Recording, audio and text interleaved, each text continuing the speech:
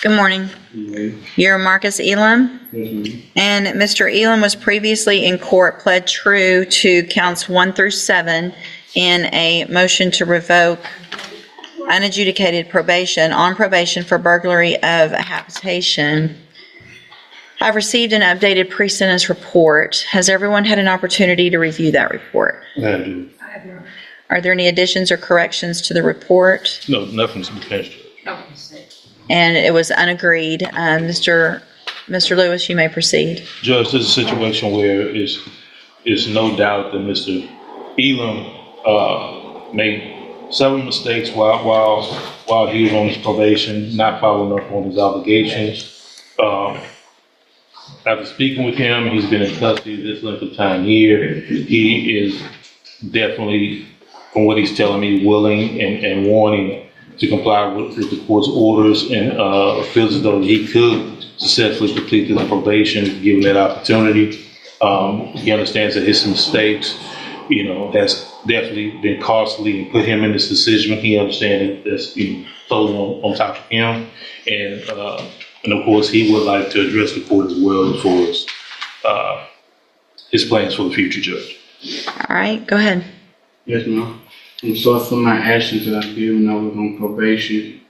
And if you really, I would like to start over, get life, live with my family, go back to work, help my mother die, give her bill, and everything else, Your Honor. Okay. And Judge, I'm sorry. I was going to say, Judge, if I may, one of the biggest issues I explained and talked to Mr. Elam about was him not reporting like he was supposed to do over that span of time. And he expressed to me that at that time he was dealing with the death of his grandmother, as far as I think she was a big part of his support system. He does have, I've been in contact, several members of his family have contacted me about him, so he does have a support system that's there. I think she was a big part of it. And after she passed away, I think he kind of went astray at that point, my understanding, Judge. What is the status of the 5 new offenses that are alleged? Well, they should all be. What happened? So what was the deadly conduct from August of 2023? What was the outcome of the, or I guess I'm trying to figure out what happened on all of them. My understanding, Judge, is he has cases that are pending in misdemeanor court, but nothing here, Judge, that's been accepted as any additional. I mean, he pled true to the deadly conduct, discharging a firearm, from August 16th of 2023. Can you tell? I'm sorry, Judge, I didn't look him up after he pled through.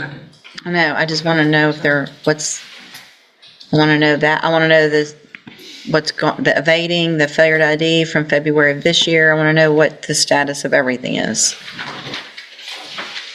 His obstruction in 2023 that was dismissed. Birthday gentleman. Just said unlikely to prove. I mean, he pled true to it, so obviously there's that. All right, Ms. Malfino, what's the state's position?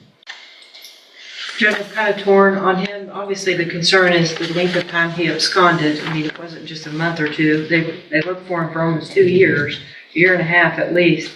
And in that interim time period, regardless of them having been filed or accused or whatnot by the intake division, he has pled true to at least the court standard of having committed all of those new offenses while on probation. Although he has no felony convictions, it looks to me like you ordered him to ISF cognitive in 23. Mr. Lewis had made mention that he never went. I don't know if they didn't have a bed for him and eventually he timed out of that, or something happened and the new offenses came up and they would take him.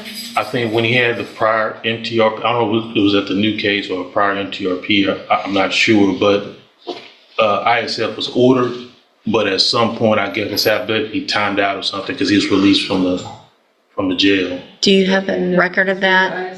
He hasn't been. He wasn't able to due to pending legal issues at the time, and he was ordered to complete moral recognition therapy in lieu of, but he never. So it was the new offenses that were holding him up. Correct. You get an opportunity to be on probation for a burglary of a habitation, and I want to really make sure I've got this right. So you get deferred probation for burglary of a habitation, second-degree felony. You get out, you commit 3 new offenses, 2 deadly conducts, discharging a firearm, and an assault family violence on that same date. Regardless of what's come of those cases, you've admitted that something happened on those that day, right? So you come in front of me on a motion to revoke your probation. I say, okay, let's give you an opportunity to go to ISF.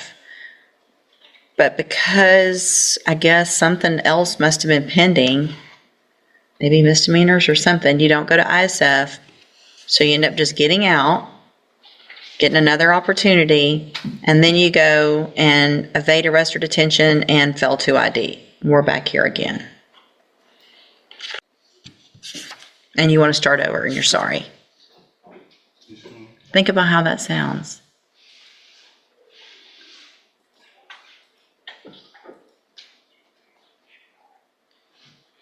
And you just quit going for 2 years, a year and a half, year and 7 months. You just think you were going to get to be out and we were going to forget about you? You know, I mean, how old are you now? 23. 23. You started this when you were 19. Feel like you're not taking advantage and you're not growing up and making better decisions. And I think Ms. Fizes tried to work with him when he would show up to work with her. So, I mean, I don't object to revocation, Judge, and any opportunity that we've given him. I mean, I don't know that it makes sense for me to do anything else. And it's just so frustrating, honestly, for me, for the young people to keep coming in here with offenses that have to do with shooting.